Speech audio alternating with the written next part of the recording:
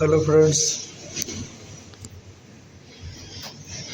पिछले क्लास में हमने देखा था भारत का भूगोल जो समाप्त हो चुका था। बिहार के इतिहास से भी कुछ इम्पोर्टेंट क्वेश्चन आते हैं जो बहुत एग्ज़ाम में पूछे जाते हैं और ख़ास करके बिहार के सभी एग्ज़ाम्स में।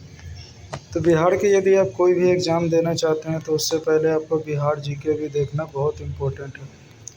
यदि आप बिहार के किसी भी एग्ज़ाम की तैयारी कर रहे हैं तो ये वीडियो आपके लिए बहुत हेल्पफुल हो सकता है। तो चलिए आज बिहार के बारे में जानते हैं। बिहार के बारे में जानने से पहले थोड़ा सा बिहार के मैप के बारे में जान लेते हैं। बिहार की यदि देखा जाए तो बिहार के उत्तर में यदि कौन सा देश है तो देखा जाए तो बिहार के उत्तर में नेपाल है। जबकि बिहार के दक्षिण में कौन सा राज्य पड़ता है? झारखंड। बिहार के पूरब में कौन सा राज्य है? पश्चिम बंगाल। और बिहार के पश्चिम में कौन सा राज्य है?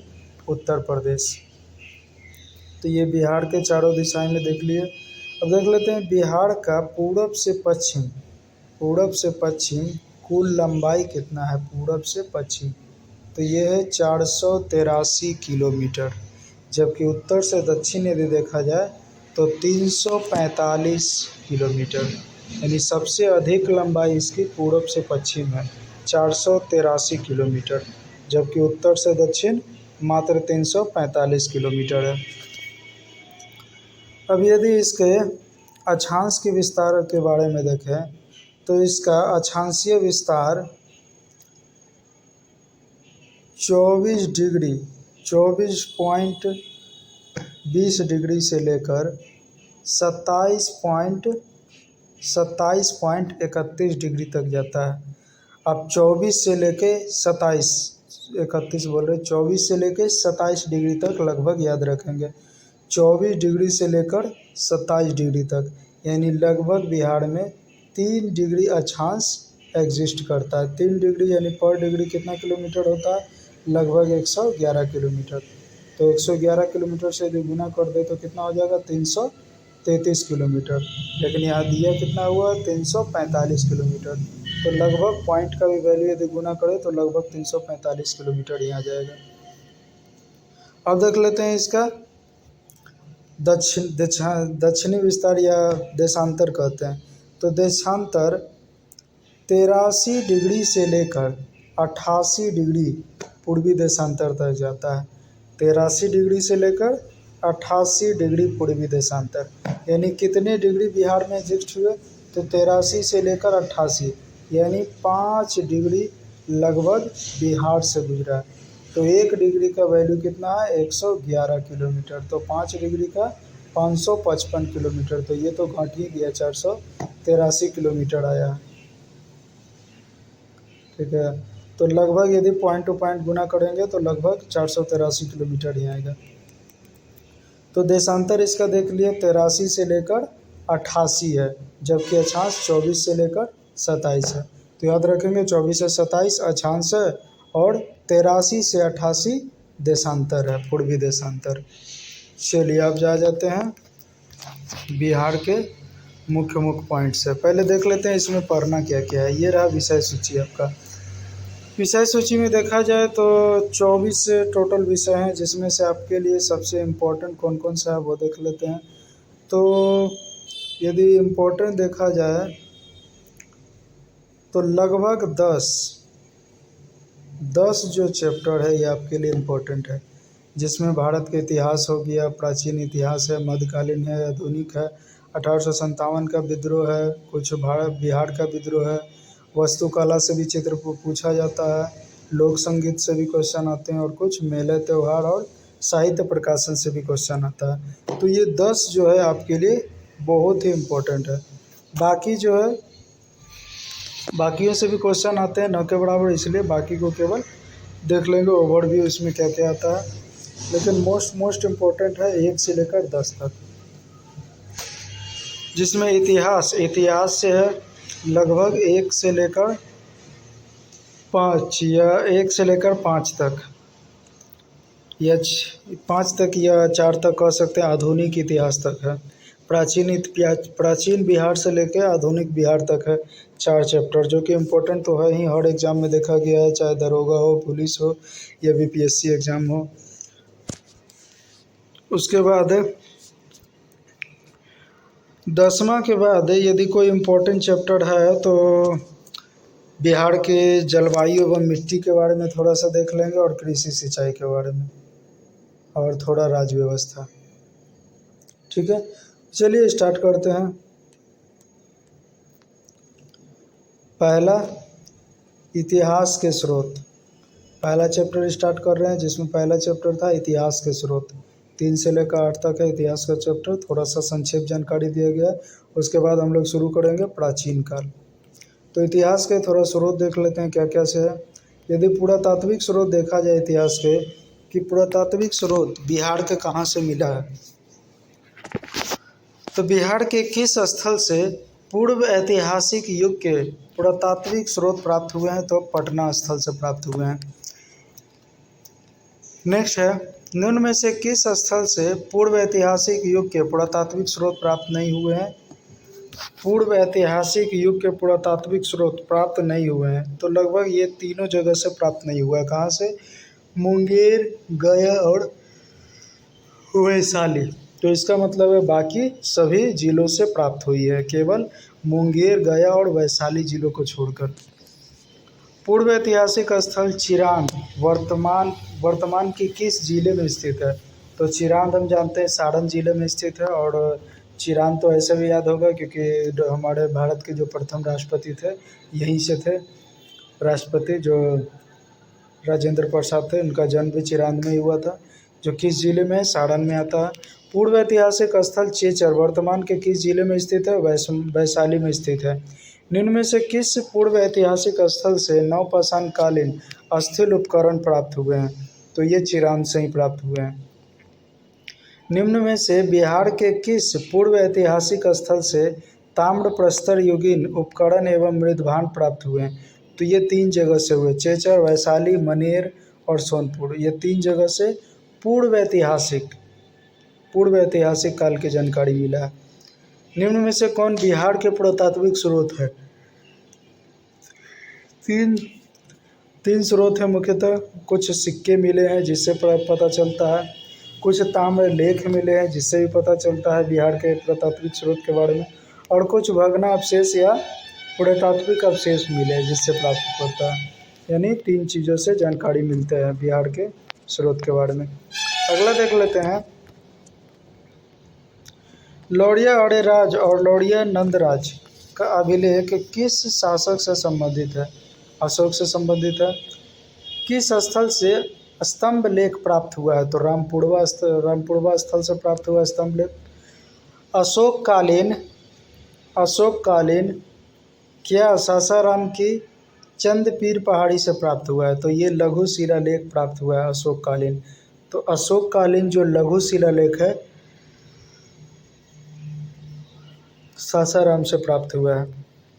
निम्न में से किस शासक के गुफा लेख बड़ाबर एवं नागार्जुन पहाड़ी से प्राप्त हुए हैं, दशरथ गुफा लेख जो बड़ाबर और नागार्जुन पहाड़ी से प्राप्त हुआ है, दशरथ गुफा लेख। बिहार में पाए गए मौर्य अभिलेखों की भाषा क्या थी, तो मौर्य अभिलेखों की भाषा प्राकृत थी। बिहार में पाए गए मौर्य अभिलेखों की लिपि क्या थी, तो लिपि ब्राह्मणी थी। बिहार के किस स्थान से यक्ष प्रतिमा प्राप्त हुआ है, तो यक्षिणी प्रतिमा जो है पटना से प्राप्त हुआ है। नेक्स्ट देखते हैं, बिहार के किस जिले के बसाड़ से महादेवी प्रभुद्या के 2 अभिलेख प्राप्त हुए, तो ये वैशाली से प्राप्त हुए। बिहार के वैशाली जिले के बसाड़ से महादेवी प्रभुदया के 2 अभिलेख प्राप्त हुए हैं। किस स्थल से प्राप्त मुहर ध्रुव स्वामिनी से संबंधित है, बसाड़ से। ध्रुव स्वामिनी किस शासक की पत्नी मानी जाती है, चंद्रगुप्त द्वितीय की। बिहार के गुप्तकालीन अभिलेख किस भाषा से प्राप्त हुए, संस्कृत भाषा से। बोधगया से प्राप्त अभिलेख में कहाँ के भिक्षुओं का वर्णन किया गया है, तो ये श्रीलंका के भिक्षुओं का वर्णन किया गया है। श्रीलंका के किस भिक्षु का वर्णन बोध गया अभिलेख में किया गया है? तो महामना द्वितीय का वर्णन। निम्न में से किस स्थल से प्राप्त गुप्तकालीन मुहर से गुप्त वंशावली का वर्णन प्राप्त होता है? तो ये नालंदा से प्राप्त होता है। किस स्थान से गुप्तकालीन पाषाण अभिलेख मिले हैं? नवादा से। उत्तर गुप्तकालीन वंश का स्थापना स्थापक किसे माना जाता है? कृष्णगुप्त को। किस शासक के अभिलेख के उत्तर मुगल कालीन वंश के संस्थापक से लेकर आदित्य सेन तक के इतिहास की जानकारी मिलता है? किसके अभिलेख से? तो ये मिलता है किसके अभिलेख से? आदित्य सेन के अभिलेख से, जो सेन वंश का संत था। किस जिले के बांसी नामक स्थान में स्थित मंदार पहाड़ी से आदित्य सेन का अभिलेख प्राप्त हुआ है? तो ये बांका से प्राप्त हुआ है। किसके अभिलेख में तालाब खुदवाने और विष्णु की प्रतिमा स्थापित करने का उल्लेख है? आदित्य सेन। आड़ा के देव वरुणाक से किसका एक पाषाण अभिलेख मिला है? तो जीवगुप्त द्वितीय के। पूर्व मध्यकाल में पाल शासकों के अभिलेख दक्षिण एवं मध्य बिहार के कई स्थानों से प्राप्त हुए हैं। पूर्व मध्यकाल का सारे पाल शासकों के अभिलेख मिले हैं। यदि किस पाल शासकों के अभिलेख में केशव नामक व्यक्ति का उल्लेख है? तो ये धर्मपाल के उल्लेख में है। पाल शासक धर्मपाल का अभिलेख कहाँ से प्राप्त हुआ है? बोधगया से प्राप्त हुआ है। कहाँ के नालंदा ताम्रपत्र लेख से स्पष्ट होता है कि उसने गया में एक गांव दान दिया था? तो धर्मपाल ने दान दिया था। किसके अभिलेख में वीरदेव को नालंदा विश्वविद्यालय के अध्यक्ष नियुक्त की चर्चा किया गया था? तो देवपाल को। नेक्स्ट है, निम्न में से किसके लेख से पता चलता है कि नालंदा महाविहार को जला दिया गया था? तो ये महिपाल के अभिलेख से पता चलता है। बिहार के किस स्थान से प्रतिहार राजा भोज के सिक्के मिले हैं? तो ये नालंदा से मिले हैं, प्रतिहार राजा भोज के सिक्के। किस शासक का संबंध मुंगेर ताम्रपत्र से है? देवपाल शासक का संबंध। किस शासक ने राजगीर की किलेबंद दीवार का निर्माण करवाया था? अजातशत्रु। राजगीर की किलेबंद दीवार एवं बराबर की गुफाओं का अध्ययन किसके द्वारा किया गया? तो ये किया गया था बुकानन और हैमिल्टन के द्वारा राजगीर के किलेबंद दीवार का अध्ययन किया गया। शशांक के स्वर्ण सिक्के कहाँ से मिले हैं? तो ये नालंदा और गया से मिले हैं। जो भी शशांक के स्वर्ण सिक्के हैं, ये दोनों लगभग एक ही तरफ पड़ते हैं, नालंदा और गया एक ही स्थान से सटे पड़े हैं। तो ये दोनों स्थान से शशांक के स्वर्ण सिक्के मिलते हैं, नालंदा गया से। बराबर की पहाड़ी में अशोक एवं उसके पौत्र दशरथ द्वारा निर्मित गुफा का वर्णन किसने किया? तो मेजर किट्टो ने किया था। बराबर की पहाड़ी में अशोक और उसके पौत्र दशरथ द्वारा निर्मित गुफा का वर्णन किया मेजर किट्टो ने। किसने कुर्कीकार कुम्हार के टीले का उत्खनन करवाया? तो मेजर किट्टो ने ही करवाया था। भारतीय पुरातात्विक विज्ञान का जनक कनिंघम को जाना जाता है। नेक्स्ट है, बिहार के पुरातात्विक स्थलों की पहचान कब हुई थी?